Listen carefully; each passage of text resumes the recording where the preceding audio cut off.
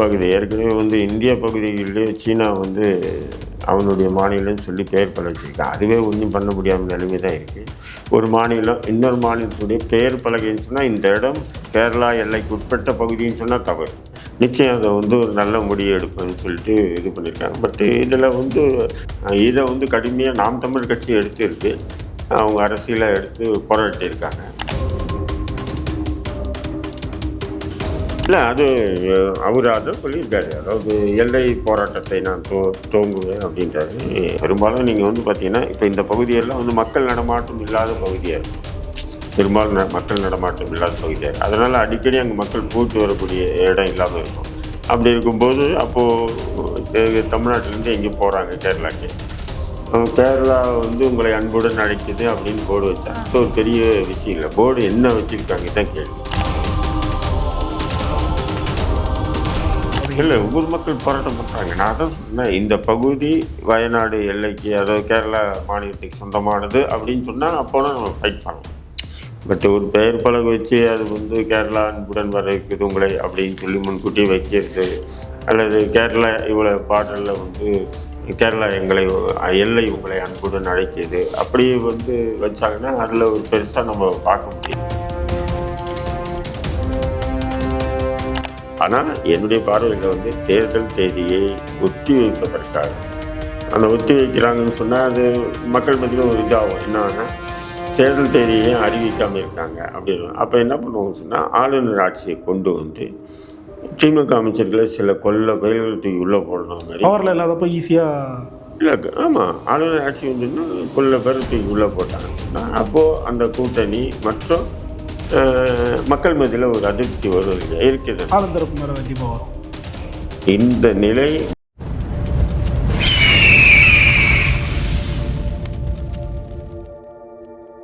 அரசியல் கருத நேயர்களுக்கு வணக்கம். இன்று நம்மோடு இணையும் சிறப்பு இந்திய தேசிய கட்சி நிறுவன தலைவர் திரு தடா ரஹீம் அவர்கள். வணக்கம் சார். வாங்க சார். நீலகிரி மாவட்டம் கூடலூர் அருகே கேரள எல்லைப்பகுதியொட்டி தமிழகத்தில் கேரளாவோட வரவேற்பு பலகையை வச்சதை முன்னிட்டு அந்த ஏரியா மக்கள் போராட்டம் பண்ணாங்க. இதில் நாம் தமிழ் கட்சி போயிட்டு போராட்டம் பண்ணும்போது அவங்களே அரெஸ்ட் பண்ண விஷயங்கள்லாம் இப்போ வெளியே வர தொடங்கியிருக்கு.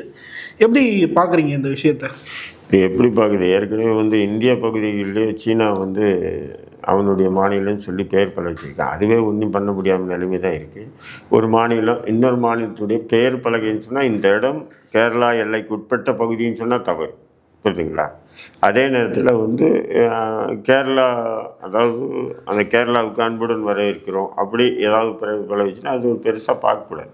ஆனால் அந்த இடம் எங்கள் சர்வேக்குள்ளே தான் வருது அப்படின்ற மாதிரி ஒரு விஷயங்களை சொல்லுங்கள். இல்லை, நீங்கள் அங்கத்திய ஆட்சியரும் வயநாடு ஆட்சியரையும் அப்புறம் இங்கத்திய ஆட்சியரும் பேசியிருக்காங்க. பேசிட்டு அவங்க என்ன சொல்லியிருக்காங்க, அப்படியே தான் இல்லை, அது யூஸ்வலாக வைக்கிற போர்டு தான் இப்போ புதுப்பிச்சதுனால மக்களுக்கு அது ஒரு வித்தியாசமாக தெரியுது அப்படின்ற மாதிரி வயநாடு ஆட்சியர் சொல்லியிருக்காரு. பட் இவங்க என்ன சொல்லியிருக்காங்க, இல்லை, இதுக்கு முன்னாடி அங்கே இருந்ததுக்கு உண்டான அடையாளம் தமிழக அரசு சார்பாக பதில் கொடுத்துருக்காங்க. நிச்சயம் அதை ஒரு நல்ல முடிவு எடுப்பேன்னு சொல்லிட்டு இது பண்ணியிருக்காங்க. பட் இதில் அதான் ஒரு பெருசாக நம்ம பார்க்க அந்தளவுக்கு அக்யூரேட்டாக இந்த எல்லை பிரச்சனைகளை நம்ம பார்க்க வேண்டிய அவசியம் இல்லைன்றாங்க. ஆனால் ஊர் மக்கள் போராட்டம் பண்ண தொடங்கி. இல்லை, ஊர் மக்கள் போராட்டம் பண்ணுறாங்க. நான் தான் சொன்னேன், இந்த பகுதி வயநாடு எல்லைக்கு, அதாவது கேரளா மாநிலத்துக்கு சொந்தமானது அப்படின்னு சொன்னால் அப்போனா நம்ம ஃபைட் பண்ணலாம். பட் ஒரு பெயர் பலகை வச்சு அது கேரளா அன்புடன் வர இருக்குது உங்களை அப்படின்னு சொல்லி முன்கூட்டி வைக்கிறது, அல்லது கேரளா இவ்வளோ பாடலில் கேரளா எல்லை உங்களை அன்புடன் அழைக்கிது அப்படி வச்சாங்கன்னா அதில் ஒரு பெருசாக நம்ம பார்க்க முடியல. இதை பொறுத்தவரை பெரிய அரசியலாக பார்க்கக்கூடாதுன்றது தான் இது ஒரு வெவ்வேறு நாடு இல்லை, வெவ்வேறு மாநிலங்கள், அவ்வளோதான். நீங்கள் பார்க்க போனால் வெவ்வேறு நாடு இருந்து அப்படி ஒரு நிலை ஏற்பட்டுன்னா நம்ம அதை கடுமையாக எதிர்க்கலாம். இதை கடுமையாக நாம் தமிழ் கட்சி எடுத்துருக்கு. அவங்க அரசியலை எடுத்து போராட்டியிருக்காங்க. பட் இதை அந்தளவுக்கு கடுமையாக எடுக்க வேண்டிய அவசியம் என்னுடைய பார்வையில் இல்லைன்னு தான் தோணும். ஆனால் சீமான் அவர்களும் அறிக்கை விடுறாரு, இந்த மாதிரி திங்கட்கிழமைக்குள்ளே சரியான முடிவு எதுக்கு போடலன்னா புதன்கிழமை மிகப்பெரிய போராட்டம் வெடிக்கும் அப்படின்ற மாதிரி ஒரு விஷயத்தை அவரும் சொல்லியிருக்காரு. என்ன அவரோட நிலைப்பாடு எப்படி பார்க்குறீங்க? இல்லை, அது அவர் அதை சொல்லியிருக்காரு. அதாவது எல்லை போராட்டத்தை நான் துவங்குவேன் அப்படின்றாரு. அந்த எல்லை போராட்டத்தளவுக்கு இந்த நிலை போகுதுன்னா, ஏன்னா கொஞ்ச நாட்களுக்கு முன்னாடி கூட கேரளா அந்த சர்வே மறுவரையறையப்போ தமிழ்நாடு சேர்ந்த பல பகுதிகள் வந்து உள்ளே போனது அப்படின்னு சொல்லிட்டு ஒரு சர்ச்சையெல்லாம் இருந்திருந்து அது கூட முதல்வர் வாய் திறக்காமல் இருக்காரு அப்படின்னு சொல்லிட்டு நாம் தமிழ் கட்சி எதிர்கட்சி எல்லாருமே வந்து போராட்டம் பண்ணாங்க. இப்போ திருப்பி அதே மாதிரி பிரச்சனை வருது இல்லை சார்? இல்லை, அதெல்லாம் அங்கங்கே இருக்கக்கூடிய ஆட்சியர்களே வந்து அது அவங்க வந்து கரெக்டாக இருப்பாங்க. ஏன்னு சொன்னால் இந்த மாதிரி எல்லை பிரச்சனைகள், மாநில வாரியான எல்லை பிரச்சனைகள், போர்டு பிரச்சனை எல்லாம் வந்து அங்கங்கே இருக்கக்கூடிய அங்கங்கே அந்தந்த மாநில ஆட்சியர்கள் தான் வந்து அதை வந்து ஒழுங்குபடுத்திக்குவாங்க. பெரும்பாலும் நீங்கள் வந்து பார்த்தீங்கன்னா இப்போ இந்த பகுதியெல்லாம் வந்து மக்கள் நடமாட்டம் இல்லாத பகுதியாக இருக்கும். பெரும்பாலும் மக்கள் நடமாட்டம் இல்லாத பகுதியாக இருக்கும். அதனால் அடிக்கடி அங்கே மக்கள் போயிட்டு வரக்கூடிய இடம் இல்லாமல் இருக்கும். அப்படி இருக்கும்போது அப்போது தமிழ்நாட்டிலேருந்து எங்கேயும் போகிறாங்க கேரளாவுக்கு. கேரளா வந்து உங்களை அன்புடன் அழைக்குது அப்படின்னு போர்டு வச்சா அது ஒரு பெரிய விஷயம் இல்லை. போர்டு என்ன வச்சுருக்காங்க தான் கேள்வி.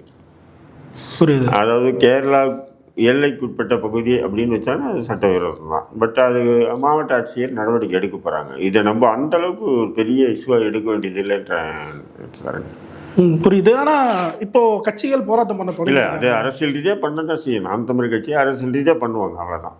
அதை வந்து நாம் வந்து அந்த ஒரு மிகப்பெரிய அது சீனா இந்தியா இல்லை பாகிஸ்தான் இந்தியா இல்லை ஆப்கானிஸ்தான் இந்தியா அந்த பார்டரில் நடக்கிற மாரியெல்லாம் இந்த இஷ்யூவை ஆக்கக்கூடாதுன்ற நான்.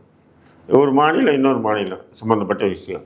இதில் வந்து பெரிய ஒரு நகரம் இருக்குது, இல்லை ஒன்றியம் அல்லது ஒரு கிராமம், இது வந்து கேரளாவுக்கு உட்பட்ட பகுதி அப்படின்னு சொன்னால் நம்ம அது ஒரு பெரிய பிரச்சனை பண்ணலாம். இது வீம்பு பண்ணுறாங்க அப்படின்னு. ஒரு இடத்துல போர்டு வச்சுருக்காங்கண்ணா. இப்போ நம்ம கூட என்ன பண்ணுறோம், ஒரு ஹோட்டலே இருக்குது.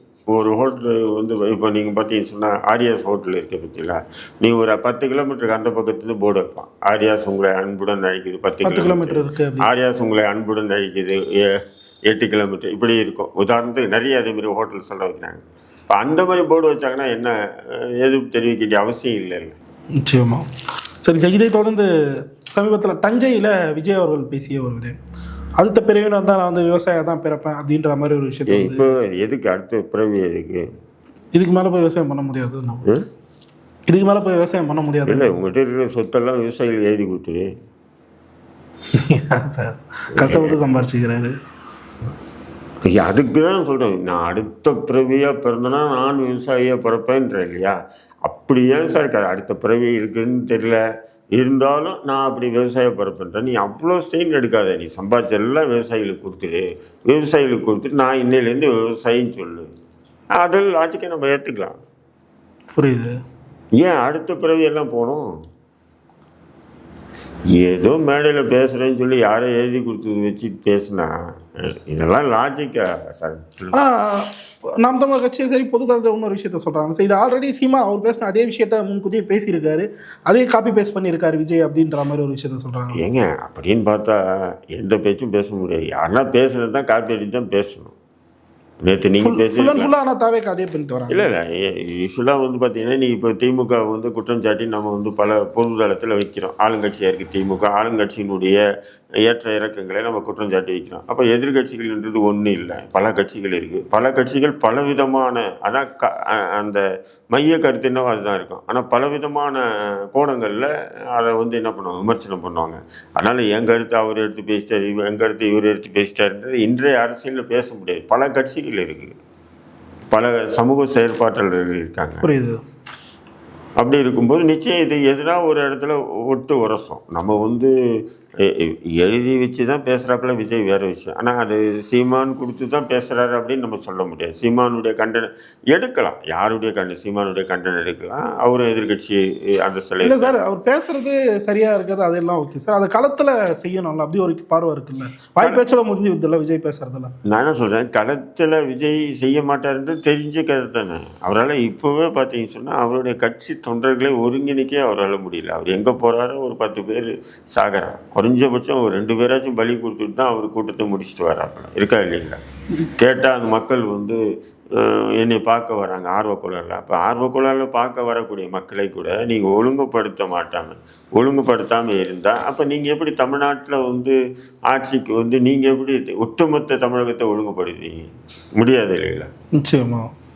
விஜய் மனைவி விஷயம் எடுத்துக்கிட்டிங்கன்னா அது நம்ம அந்த விஷயத்துக்குள்ளே போக வேண்டிய அவசியம் இல்லை. இல்லை அதுதான் சார். அதில் நீங்கள் போதும் அந்த ட்விட்டையும் பார்க்க முடியுது. தேவையில்லாம ஊடகங்கள் வந்து இதை பெருசாகுது. இல்லை உண்மையாக தான். ஏன்னா இன்னைக்கு வந்து குடும்ப விவாக விலக்கு என்பது ஏதோ விஜய் வீட்டில் விஜய் மனைவி சங்கீதா மட்டும்தான் நடத்துதுன்னு சொல்லி நம்ம பேசுறது முட்டாள்தனமானது. நிச்சயமா. எல்லா அது பணக்கார வீட்டிலேருந்து ஏழை வீட்டில் நீங்கள் வந்து குடும்ப நல கோர்ட்டுக்கு போங்க. இவங்க போகாதவனா பேசலாம் சோசியல் மீடியாவில் உட்காந்து. நான் வந்து கோர்ட்டுக்கு போகிறேன், அடிக்கடி பார்க்குறேன். முன்னாடியெல்லாம் குடும்ப நல கோர்ட்டு இதே ஹைகோர்ட்டு வளாகத்தில் ஒரு கோர்ட்டு இருந்தது. இன்றைக்கி 5 கோர்ட்டு இருக்குது. 5 கோர்ட்டும் பார்த்தீங்கன்னு சொன்னால் அவ்வளோ கூட்டம் இருக்கும். பெண்கள் ஆண்கள் அப்படின்னு சொல்லிட்டு எல்லாம் குடும்ப நல விவகாரத்தில். இப்படி வந்து கணவன் மனைவி வந்து ஒரு கல்யாணம் பண்ணுறான். கல்யாணம் பண்ணிட்டு கணவன் மனைவியை வந்து கல்லானாலும் கணவன் புல்லானாலும் புருஷன் காலம் முழுக்க அவன் கூட தான் வாழணும், அவ கூட தான் வாழணும் அப்படின்றதெல்லாம் வந்து அது வந்து ஒரு விதமான ஒரு பெண் உரிமை மறுப்பாக தான் நான் பார்க்குறேன். அவளுக்கு விருப்பம் இருக்கலாம், விருப்பம் இல்லை, விவாகரத்துக்கு கோருறாங்க. அல்லது குழந்தைங்களை வச்சுக்கிட்டு இவனுடைய சவகாசமே வேண்டாம், நம்ம தனியாக இருப்போம், அது அவங்களுடைய விருப்பம். அதை ஏன் ஊடகங்கள் மூக்க நுழைச்சிக்கிட்டு இது சரி இது தவறு இது நான் என்ன சொல்கிறேன், விஜய் அரசியல் ரீதியாக எதுக்குது பல கருத்துக்கள் இருக்குது. இப்போ நம்ம கூட எதிர்த்து தான் இருக்குது, தொடர்ந்து எதிர்த்துட்டு வரோம். ஆனால் அவருடைய குடும்ப விஷயம் கேட்டால் அவருக்கு பொண்ணு இருக்குது பையன் இருக்குது, பொண்ணு இருக்குது பையன் இருக்குது நீங்கள் இந்தளவு சொல்கிறீங்க இல்லையா? அப்போது நீங்கள் ஊடகங்களில் வெளியிடும் போது பொண்ணு இருக்குது பையன் இருக்குது இது அவங்களுடைய வாழ்க்கை பாதிக்கப்படுன்றதை கொஞ்சம் சிந்திச்சுன்னு தான் இவனுக்கு ஊடகங்களில் பெருசாக்க மாட்டாங்களா இல்லையா? இன்றைக்கி கூட பார்த்தீங்கன்னு சொன்னால் விஜய் வீட்டில் சங்கீதா இருக்க அவருடைய வழக்கறிஞர்கள் மிரட்டல். அது உண்மையா இல்லையான்னு தெரியல. இவனுக்கு பாட்டை அள்ளி தட்டி விட்டுக்கிட்டே இருக்கானுங்க. இது எந்த விதமான அரசியல்? ஏன் நேற்று வந்து திரிஷா விஜய் ஒரு நிகழ்ச்சிக்கு வந்துருக்காங்க. விஜயும் திரிஷா பார்த்தீங்களா, அவ்வளோதான், இதுதான் காரணம். இதெல்லாம் அது பர்சனல் விஷயத்தை நான் என்ன பொறுத்தவரையும் எடுக்க மாட்டேன்.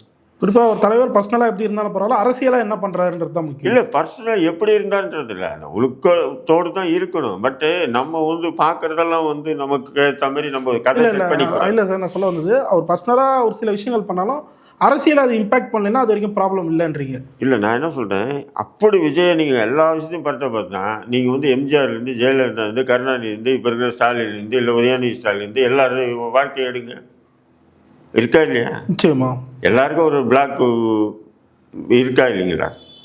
இப்போ அதெல்லாம் எடுத்து பொது தளத்தில் விவாத பொருளாக்காதீங்கன்றேன். நான் என்ன சொல்கிறேன், அரசியல் ரீதியாக விஜயை எதிர்க்கிறதுக்கு எல்லாருக்கும் உரிமை இருக்குது, யாருக்கும் உரிமை இல்லைன்றதில்லை.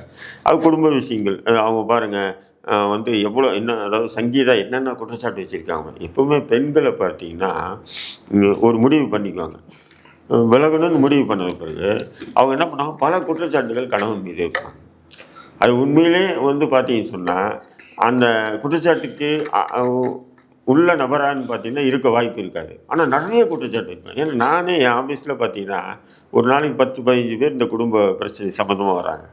பட்டு கணவன் அது செஞ்சே இருக்க மாட்டான், அதெல்லாம் செஞ்சு தான் சொல்லுவாங்க. ஏன்னா அப்போ தான் நம்ம நம்பணும், ஒரு ஜமாத்து ஒரு அமைப்பு நம்பணும்.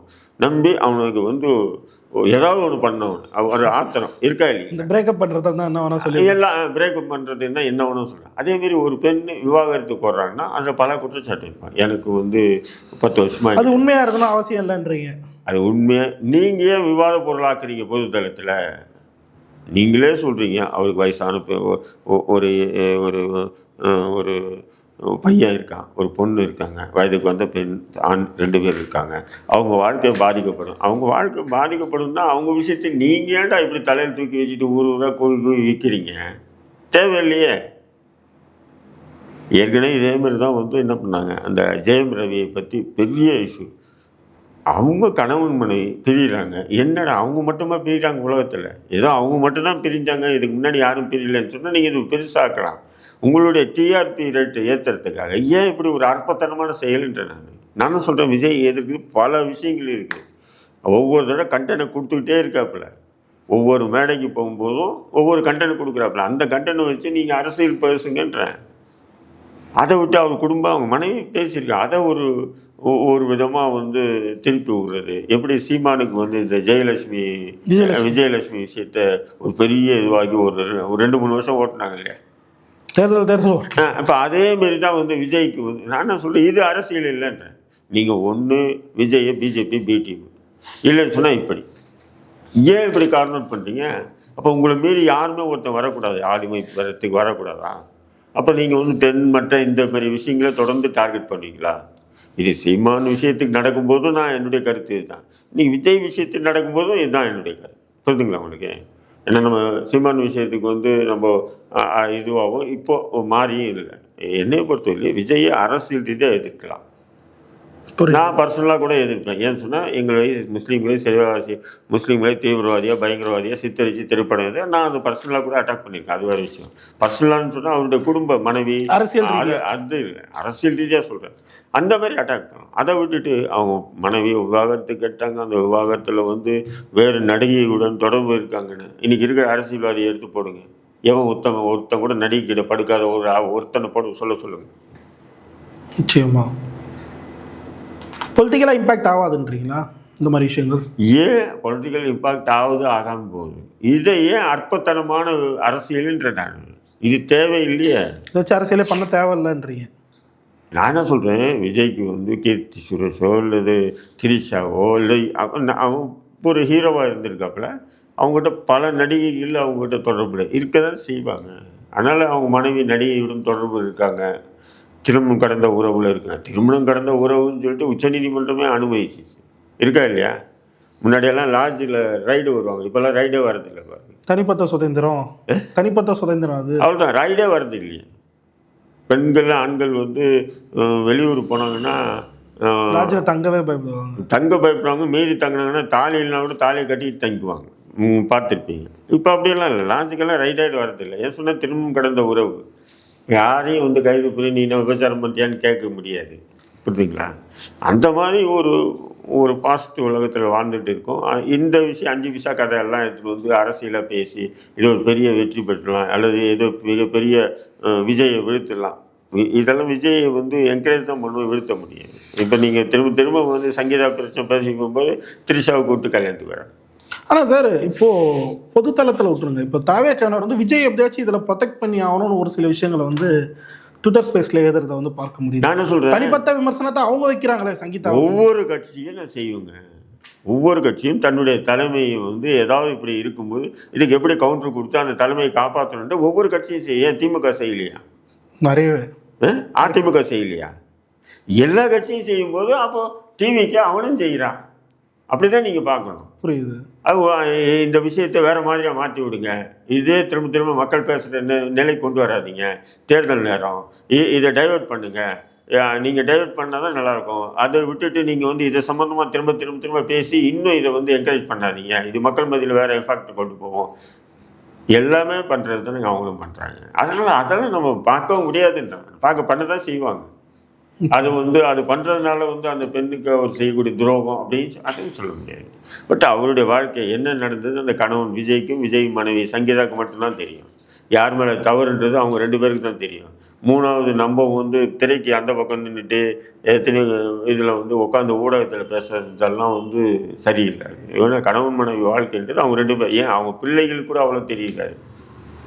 அதாவது தந்தை விஜய் சொன்னது அவங்களுக்கு தெரிஞ்சிருக்கும், சங்கீதா சொன்னது தெரிஞ்சுக்கும். ஆனால் உண்மையிலே சங்கீதா விஜய்க்கு என்ன நடந்ததுன்றது அவங்க 2 பேருக்கு தான் தெரியும், அடுத்த இறைவனுக்கு தெரியும். அப்படி தான் என்னுடைய பார்வை. அதை விட்டுட்டு பொது வெளியில் இதுதான் சரி அதுதான் சரி அது தவறு, இத்தனை வருஷம் வாழ்ந்தது இத்தனை இது பண்ணிச்சு இப்போ வந்து விட்டுட்டு வந்துட்டார், ஒரு குழந்தைங்களுடைய எதிர்காலம் என்ன அதே எதிர்காலம் என்ன, இதெல்லாம் நீங்கள் யாரா நீங்கள் அவங்க முடிவு பண்ணட்டோன்றேன். அவங்க ஒன்றும் ஏதோ பிச்சைக்கார விட்டு குடும்பம் இல்லையே. விஜயை விட பணக்காரம், சங்கீதா விஜயை விட பணக்காரியா? அப்படி இருக்கும்போது இதெல்லாம் தேவையில்லாமல் எது அரசியல்ன்ற. புரியுது. Okay sir. இதை தொடர்ந்து இப்போது சமீபத்தில் ஆளுநர் விசஸ் திமுக அப்படின்ற ஒரு அரசியல் வந்து போயிட்டு இருந்தது வந்து பார்க்கணும்.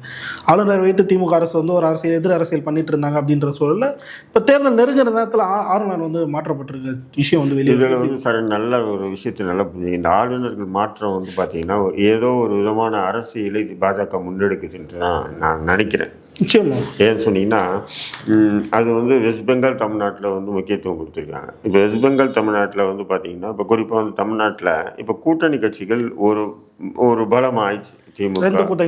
திமுக காங்கிரஸ் எல்லாமே வந்து ஒரு பலமாயிடுச்சு. அப்படி இருக்கும்போது இப்போது என்டிஏ கூட்டணி வந்து வெற்றி பெறுமா பெறாதா இப்படின்ற ஒரு நிலைக்கு வந்து இருக்காங்க. அப்படி இருக்கும்போது இப்போ இந்த ஆளுநருக்கு மாற்றம் பண்ணி இந்த தேர்தல் வரையும் பார்த்துட்டிங்கன்னா தேர்தலுக்கு பிறகு ஆளுநர் ஆட்சியை கவர்னர் ஆட்சியை கொண்டு வந்து அதன் பிறகு திமுக அமைச்சர்களை தூக்கி உள்ளே போடுறதுக்கு கொஞ்சம் பேர் ரெடியாக தான் இருக்குது பிஜேபி. போட்டு அதுக்கப்புறம் அந்த பணம் தேர்தலுக்கு பின்னா யார் வெற்றி பெற்றா சொல்றீங்க? தேர்தலுக்கு பின்னாடி இல்லை, தேர்தலுக்கு முன்னாடியே. நான் என்ன சொல்கிறேன், தேர்தல் தேதியே அறிவிக்க மாட்டாங்கன்றது தான் என்னுடைய இது. ஆமாம், கடந்த காணொலியில் கூட அதை பற்றி சின்னதாக பேசியிருந்தீங்க.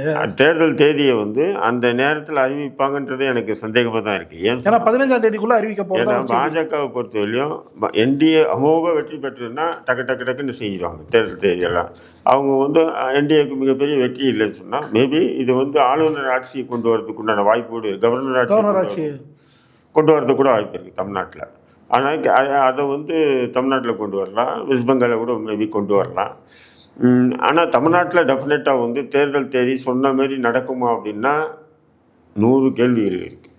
வாய்ப்பு இல்லைன்றது தான் என்னுடைய பார்வையில் நான் பார்க்குறேன். ஏன்னு சொன்னால் அதுக்குண்டான நடவடிக்கையில் வந்து பாஜக வந்து வேறு விதமாக தள்ளி போடுறாங்கன்னு சொல்லலாமா? தள்ளி போடுறேன்னா அது என்ன, அந்த தேதிக்குள்ளே எலெக்ஷன் நடத்தி ஆகணும். அப்போ ஆளுநர் ஆட்சியை கொண்டு வந்து இங்கே தமிழ்நாட்டில் சட்டம் ஒழுங்கு பிரச்சனை அது இல்லை இது இல்லைன்னு சொல்லி ஆளுநர் ஆட்சியை கொண்டு வந்து திமுக அமைச்சர்களை தூக்கி உள்ளே போடுறது கொஞ்சம் பேரை, இப்போ KN உட்பட கொஞ்சம் பேரை தூக்கி உள்ளே போகிறது. ஏன்னு சொன்னீங்கன்னா அவங்களும் வந்து உத்தம புத்திரங்க இல்லை. பாஜக வந்து முழுக்க அரசியல் ரீதியாகவே இதை செய்யுது, அது எந்த மாற்று கருத்து இல்லை. அதே நேரத்தில் இந்த KN உட்பட திமுக அமைச்சர்கள் MLAக்கள் MPக்கள் எல்லாம் வந்து உத்தம புத்திரம் இல்லை, பரிசுத்தமான கைக்கு சொந்தக்காரர் இல்லை. பல ஆயிரம் பல லட்சம் கோடிகளை வந்து ஊழல் பண்ணி அடித்து வச்சுருக்காங்க. புரியுதுங்களா உங்களுக்கு? அப்படி இருக்கும்போது இவனுக்கு உள்ளே போக வேண்டியதுதான், அது வேறு விஷயம். ஆனால் இந்த தேர்தல் நேரத்தில் பாஜக வந்து இப்படி ஒரு விளையாட்டு விளையாடும் அப்படின்றது என்னுடைய பார்வை. திமுக மேலே எதிர்வாக்குகளாக திரும்ப அப்படின்ற ஒரு விஷயம் இருக்கா? இல்லை, அது வந்து என்ன ஆகுனா கைது பண்ணி அவங்களுடைய அந்த பொருளாதாரத்தை முடக்கி அவங்கள வந்து மக்கள் மத்தியில் வந்து ஒரு விமர்சனத்துக்கு ஆளாக்கும் போது நிச்சயம் அது அவங்களுடைய ஃபெயிலியர் இருக்குது இல்லையா? அப்போ கூட்டணி கட்சிகள் வந்து என்னடா இவ்வளோ பெரிய சிக்கல் இருக்குது, நம்ம எதுக்கு இருக்கணும்னு விலகுவாங்க ஒவ்வொரு கூட்டணி கட்சிகளாக. புரியுதுங்களா? இப்போ வந்து கொஞ்சம் பலமாக இருக்கிற மாதிரி இருக்குது திமுக கூட்டணி. அப்படி இருக்கும்போது இதை உடைக்கிறதுக்கு என்ன பாஜக கையாளக்கூடிய ஒரே விஷயம் அதுதான். பாஜக கையாளுது 100 விழுக்காடு வந்து அரசியல் தான், அது எந்த மாற்று கருத்து இல்லை. அரசியல் பழிவாங்கும் நடவடிக்கை தான், அது எந்த மாற்று கருத்து. ஆனால் அதே நேரத்தில் இவனுக்கு யாரும் யோகின்னு இல்லைன்ற நான் புரியுது சார். இன்னொரு எஜ்ஜம் இருக்குல்ல சார், இப்போது ஆளுநர் இருக்கிற வரைக்கும் ஆளுநர் இந்த மாதிரி பண்ணுறாரு அந்த மாதிரி பண்ணுறன்னு சொல்லிட்டு ஆளுநரை வச்சு ஒரு அரசியல் வந்து திமுக பண்ணிட்டு இருக்குது. அந்த ஸ்பேஸை வந்து கொடுக்கக்கூடாதுன்றதுக்காக ஆளுநர் ரவியை வந்து மாற்றிருக்காங்க அப்படின்ற மாதிரியும் சொல்ல போதில்லை. இல்லை, ஆளுநர் வந்து இப்போதைக்கு வந்து வெஸ்ட் பெங்காலுக்கு அவரையே குறிப்பாக வந்து அவருடைய காலக்கெடு முடிஞ்சிச்சு. எப்போது ஒரு வருஷமாச்சு. அது அப்படியே ஏதோ ஒரு இதுவாக தான் இருந்தார். 6 மாதம் நீடிப்பாங்க, ஆனால் செபினியாக தான் இருந்தார். அதனால் அது மாற்றிருக்கலாம். ஆனால் என்னுடைய பார்வையில் வந்து தேர்தல் தேதியை ஒத்தி வைப்பதற்காக அந்த ஒத்தி வைக்கிறாங்கன்னு சொன்னால் அது மக்கள் மத்தியில் ஒரு இதாகும். என்னன்னா தேர்தல் தேதியை அறிவிக்காமல் இருக்காங்க அப்படின்னு. அப்போ என்ன பண்ணுவோம்னு சொன்னால் ஆளுநர் ஆட்சியை கொண்டு வந்து திமுக அமைச்சர்களை சில கொல்ல பயில்கள் தூக்கி உள்ளே போடணும் மாதிரி பவரில் இல்லாதப்போ ஈஸியாக இல்லை. ஆமாம், ஆளுநர் ஆட்சி வந்துன்னா கொல்ல பேர் தூக்கி உள்ளே போட்டாங்கன்னு சொன்னால் அப்போது அந்த கூட்டணி மற்றும் மக்கள் மத்தியில் ஒரு அதிருப்தி வரும் இல்லையா? இருக்குது, ஆளுந்தரப்பு மேலே கண்டிப்பாக வரும். இந்த நிலை பாஜக எடுக்கும் அப்படின்றது என்னுடைய பார்வை. இதை தொடர்ந்து தமிழகத்தில் 42 கட்சிகளுக்கான பதிவை வந்து தேர்தல் ஆணையம் வந்து ரத்து செஞ்சுருக்கு. அதில் திமுக கூட்டணி கட்சிகளும் இன்க்ளூட் ஆகியிருக்காங்க. எப்படி பார்க்குறீங்க?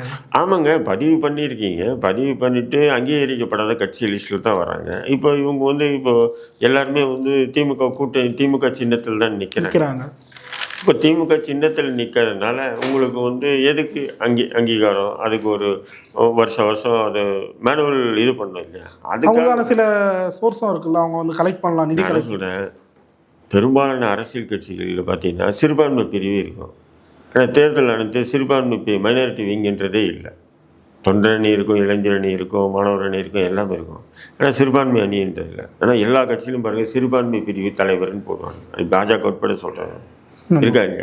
இது முஸ்லீம்களை அல்லது கிறிஸ்தவர்களை ஏமாற்றும் ஒரு அரசியல்வாதிகள் ஏமாற்றுறதுக்காக செய்யக்கூடிய ஒரு செயலாக தான் நான் பார்க்குறேன். இப்போது நம்ம திருமாவளவன் பார்த்தீங்கன்னா அவர் இஸ்லாமிய ஜனநாயக பேரவைன்னு வச்சுருப்பார் ஒரு கட்சி. அவர் விடுதலை சேர்த்துல நீ உன் கட்சியில் ஒரு முஸ்லீம் வரான்னா உன்னுடைய கட்சியில் அவனை சேர்த்துக்கோ. எது விடுதலை சிறுத்தை கட்சியில் சேர்த்துக்கோ. விடுதலை கட்சியில் வந்து மாவட்ட இல்லை மாநில பொறுப்பை கொடு. புரியுதான சொல்கிறது? அதை விட்டுட்டு நீ இஸ்லாமிய ஜனநாயக பேரவைன்னு நீ ஒரு ஆரம்பித்து வரக்கூடிய முஸ்லீமெல்லாம் நீ அதில் சேர்ப்பேன்.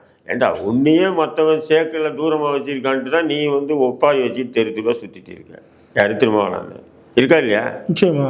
அப்போது உன்னை நாடி வரக்கூடிய முஸ்லீமை கூட நீ தனிமையை வச்சு பார்க்குற. நீ இஸ்லாமிய ஜனநாயக பேரவை என்ன பேரவை நீ வச்சிருக்க?